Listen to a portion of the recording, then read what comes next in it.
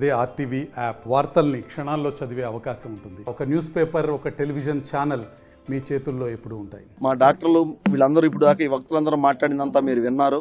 ఈ విధంగా ఇన్ని దగ్గర 1,20,000 పైగా మేము ఇప్పుడు దాకా యాంజియోగ్రామ్లో యాంజియోప్లాస్టీలు చేసాం. 15,000 పైగా మేము సర్జరీలు, ఓపెన్ హార్ట్ సర్జరీలు అని చేయడం జరిగింది.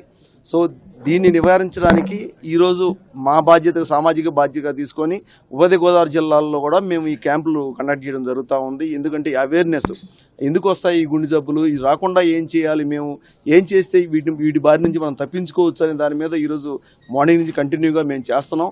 అలాగే మేము అన్ని స్టాల్స్ పెట్టాం. ఏ ఫుడ్ తినాలి, ఏ ఫుడ్ తీసుకోవాలి, టైం టు టైం, స్ట్రెస్ వస్తే ఏం చేసుకోవాలి, తర్వాత సడన్ హార్ట్ అటాక్లు వస్తే మనం ఎలా రిలీవ్ అవ్వాలి, తర్వాత దానికి ఏ విధమైన మనం స్ట్రెస్ రిలీఫ్ మనం ప్రోగ్రామ్ మనం చేయాలి అనే దాన్ని ప్రజలందరికీ, సిపిఆర్ ప్రోగ్రామ్ ప్రజలందరికీ కూడా మేము అవగాహన కల్పిస్తున్నాం. ఈరోజు ఈ క్యాంప్ ద్వారా మేము సామాజిక బాధ్యతగా మేము ఉభయ గోదావరి జిల్లాల్లో మేము ఇప్పటి వరకు మేము ఈరోజు చేసే మేము ట్రీట్మెంట్లో 70 to 80% ఎన్టీఆర్ వైద్య సేవ ద్వారానే మేము సేవలు అందించడం జరుగుతూ ఉంది.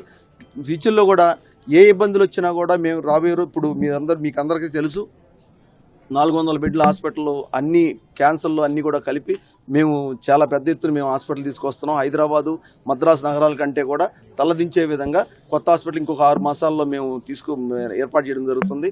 అన్ని సేవలు కూడా ఇంకా రాజమండ్రి వదిలి ఇంక వేరే నగరాలకు పోవాల్సిన అవసరం లేదని చెప్పి మీ ద్వారా ప్రజలకు తెలియజేస్తున్నాం. KIMS Rajahmundry, Indian medical association, cardiological society of India తరఫున వరల్డ్ హార్ట్ డే సెలబ్రేషన్స్ చేయడం జరుగుతుంది. ఈ వరల్డ్ హార్ట్ డే సెలబ్రేషన్స్ ముఖ్యోద్దేశం ఏంటంటే పబ్లిక్లో హార్ట్ డిసీజ్ రావడానికి గల కారణాలు, నివారించడానికి తీసుకోవాల్సిన జాగ్రత్తల మీద పబ్లిక్ని మోటివేట్ చేయడం, ఎడ్యుకేట్ చేయడం, అలాగే పబ్లిక్లో అవేర్నెస్ క్రియేట్ చేసి, హెల్త్ క్యాంప్ కాదు, అవేర్నెస్ కింద పబ్లిక్ అందరినీ పిలిచాం. వీళ్ళలో హార్ట్ డిసీజ్ రావడానికి ఛాన్సెస్ గురించి, వాళ్ళ రిస్క్ గురించి ఎస్టిమేషన్స్ చేసాం. వాళ్ళకి డైటింగ్ కౌన్సిలింగ్, సిపిఆర్ ట్రైనింగ్ ఇలాంటివి కూడా ఇవ్వడం జరుగుతుంది.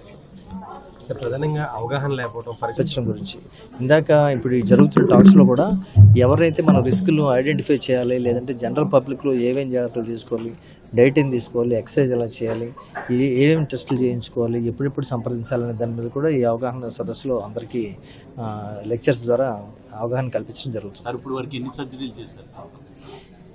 మన కిమ్స్ రాజమండ్రిలో 1,00,000 వరకు కార్డియాక్ సర్జరీ, క్యాథ్లాబ్ ప్రొసీజర్స్ అయింది. 13,000 బైపాస్ సర్జరీస్ అయింది.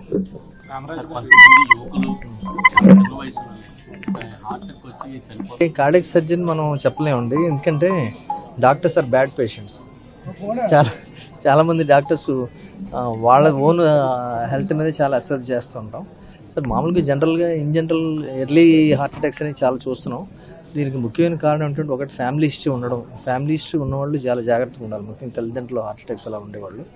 అది కాకుండా ఈ ఇర్రెగ్యులర్ హ్యాబిట్స్, స్ట్రెస్, డ్రగ్స్ ఇలాంటివి కూడా చాలా వరకు కారణాలు అవుతున్నాయి. స్మోకింగ్ ఇలాంటివి కూడా ముఖ్యంగా పిల్లల్లో, యంగ్ జనరేషన్లో దీని మీద అవగాహన క్రియేట్ చేయడం, ముఖ్యంగా వాళ్ళు ఏంటంటే డైటరీ హ్యాబిట్స్ మీద, స్ట్రెస్ రిలీఫ్కి, వీటికి అవగాహన చేయడం చాలా ఇంపార్టెంట్. ఇలాంటి అవగాహన సదస్సులు ఇంకా చాలా జరగాలి. ముఖ్యంగా టార్గెట్ ఆడియన్స్ని మనం ఎవరినైతే మనం టార్గెట్ పెట్టుకుంటున్నాం, లైక్ స్టూడెంట్స్ని, వీళ్ళలో కూడా మనం హెల్త్ అవేర్నెస్ క్రియేట్ చేయాల్సిన అవసరం ఉంటుంది. ఇది కేవలం టెస్టులతో బయటపడేది కాదు. యంగేజ్ హార్ట్ అటాక్స్ని మనం టెస్టుల ద్వారా మనం ఐడెంటిఫై చేయలేం. కేవలం ఏంటంటే ప్రివెంట్ చేయడానికి తీసుకోవాల్సిన జాగ్రత్తల గురించి మాత్రం మనం కౌన్సిల్ చేయగలం. హార్ట్ అటాక్ అంటూ వస్తే మాత్రం ఎర్లీగా చాలా ఫాస్ట్గా ట్రీట్మెంట్ చేసుకోవాల్సిన అవసరం అయితే ఉంటుంది. ఇది మీరు అడిగిన ప్రశ్నకి, ఇది సడన్ కార్డియాక్ డెత్ అంటారు. అంటే సడన్గా విత్ ఇన్ 1 hour సిమ్టమ్స్ వచ్చిన 1 hourలో పేషెంట్ చనిపోవచ్చు. ఇది మెయిన్గా 90% ఆఫ్ ద టైమ్స్ ఏముంటుందంటే పేషెంట్కి ప్రీ ఎగ్జిస్టింగ్ ప్రాబ్లమ్స్ ఉంటుంది. For example uncontrolled diabetes, sugar కానీ, అన్కంట్రోల్డ్ బీపీ కానీ, ఆల్రెడీ హార్ట్ అటాక్ వచ్చి ట్రీట్మెంట్ లేకుండా ఉన్నది కానీ, ఫ్యామిలీ హిస్టరీ ఇవి ఉంటుంది. వీళ్ళు కేర్ చేయకుండా విగరస్గా జిమ్లో ఎక్సర్సైజ్ చేశారనుకోండి, ఆ టైంలో రక్తనాళాల్లో ఉన్న కొలెస్ట్రాల్ ప్లాక్స్ అంటాం, అది బర్స్ట్ అయిపోతే వెంటనే అక్కడే కుప్పకూలిపోతారు, చనిపోతారు కూడా. హాస్పిటల్కి తీసుకురావడానికి టైం పడుతుంది ఎవరికైనా. సో ఇనిషియల్ ట్రీట్మెంట్ ఏదైనా ఇలాంటి ప్లేసెస్లో, బస్ స్టాండ్ కానీ, రైల్వే స్టేషన్స్ కానీ, జిమ్ కానీ, వేరే పబ్లిక్ ప్లేస్లు కానీ ఇనిషియల్ ట్రీట్మెంటు నెక్స్ట్ టాపిక్స్ అవే ఉన్నాయి. చేయగలిగితే వాళ్ళు పేషెంట్ ఒక స్టేజ్లో రాగలిగితే హాస్పిటల్కి 80 to 90% పేషెంట్ సేవ్ అవుతారండి. కానీ ఆ స్టేజ్లో రాలేదంటే 1% పేషెంట్ కూడా బతకదండి. అది సడన్ కార్డియాక్ డెత్ అంటారు. ఇప్పుడు మీరు చెప్పిన ఫిల్మ్ యాక్టర్ గురించి అవుతే కూడా ప్రీ ఎగ్జిస్టింగ్ డిసీజ్ ఉండొచ్చు and is a very vigorous Zimmer also. ఆయన ఒకరే కాదు, చాలామంది ఇది ఇలాగా యంగ్ ఏజ్లో ఇలా జరిగింది. 90% ఆఫ్ ది పేషెంట్స్కి ప్రీ ఎగ్జిస్టింగ్ డిసీజ్ ఉంటుంది. చిగుళ్ళు వ్యాధులతో దంత సమస్యలతో బాధపడుతూ ఉన్నారు.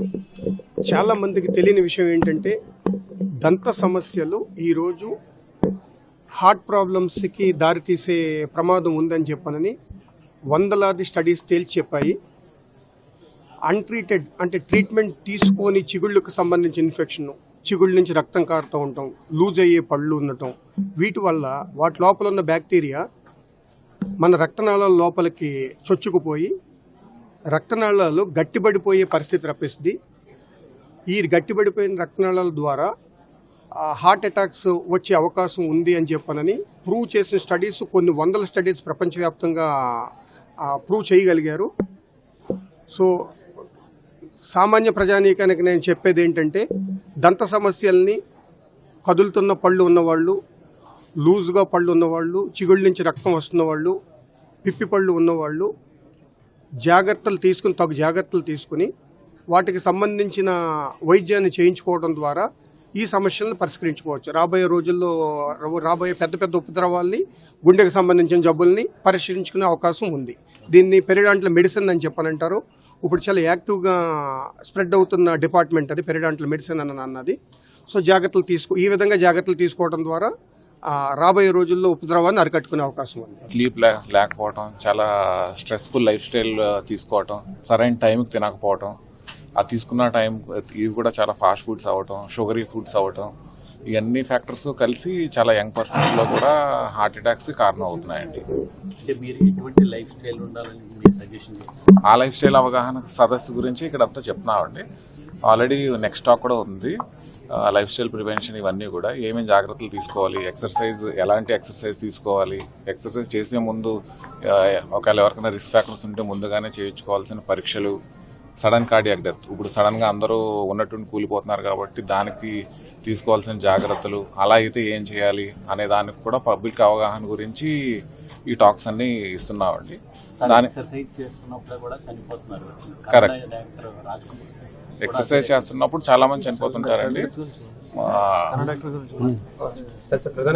ఐడెంటిఫై చేయడమే ముఖ్యం అండి. ఇమీడియట్లీ ఏదన్నా కంప్లైంట్స్ వచ్చినాయి, అన్యూజువల్ గా ఉంది అనిపిస్తే వెంటనే డాక్టర్ని సంప్రదించి వెంటనే ఈసీజీ గట్టా తీయించుకోవాలి. ఈసీజీ తీసుకున్న అది హార్ట్ అటాక్ అని నిర్ధారించిన వెంటనే అది నియర్ బై కార్డియాక్ ఫెసిలిటీకి వెళ్ళి వితిన్ 6 to 12 hours లోపల ట్రీట్మెంట్ చేయగలిగితే రిస్క్ బాగా తగ్గించగలిగిన అవుతామండి. కోవిడ్ ముందు బేసికల్గా ప్రజల్లో కూడా అవగాహన ఎక్కువ లేదు. సో కోవిడ్ తర్వాత ఆ ఇన్ఫెక్షన్కి కానీ వాటికి కానీ మనకి పూర్తయిన స్టడీస్ అయితే లేవు. కానీ బేసిక్గా కోవిడ్ తర్వాత మన ఆహార అలవాట్లు ఇవన్నీ ఎరా తీసుకుంటే మనం నిద్ర, తర్వాత ఫోన్స్ అవి ఎక్కువ వాడడం, నైట్ ఎర్లీగా పడుకోపోవడం, పడుకునే ముందు తినడం. సో మనం రెస్ట్లోకి వెళ్ళినా మన బాడీని రెస్ట్లో పెట్టట్లేదు. సో ఎక్కువ టెన్షన్స్ తీసుకోవడం, ఇవన్నీ మన లోపల ఎడ్రినలిన్ అనేది ఎప్పుడూ సర్జులో ఉంటుంది అందరికీ కూడా. మనం తినే ఆహారం బట్టి, మనం ఉండే సమాజం బట్టి టెన్షన్స్ ఎక్కువ అవడం వల్ల, ఆ ఎడ్రినలిన్ ఎక్కువ అవడం వల్ల బాడీ రెస్ట్లోకి వెళ్ళట్లేదు. ఏదైనా సిస్టమ్ రెస్ట్లో ఉన్నప్పుడు మన హీలింగ్ టైం తీసుకుంటాం. ఎప్పుడైతే మనం రెస్ట్లో లేమో ఆ హీలింగ్ అవ్వదు లోపల. ఎప్పుడైతే హీలింగ్ అవ్వట్లేదో ఎక్కువ జబ్బు వచ్చే అవకాశాలు పెరుగుతున్నాయి. చిన్న వయసులో కూడా కారణం ఇది. ఎందుకంటే మనం ఎలా అయితే ఉండాలో సరైన నిద్ర పోవట్లేదు, సరైన ఆహారం తీసుకోవట్లేదు, టెన్షన్ ఎక్కువ తీసుకుంటున్నాం. సో ఇవన్నీ కలిపి బాడీ మీద ఎక్కువ స్ట్రెస్ పడి మనం బాడీని హీల్ అవుతాకి సరైన టైం ఇవ్వట్లేదు మనమే. సో ఇవన్నీ కలిపి జబ్బు ఎక్కువ అయ్యే ప్రభావం చూపించి ఎక్కువ జబ్బులు మనం ముందుగా బయటకు వస్తున్నాయి చిన్న వయసులో.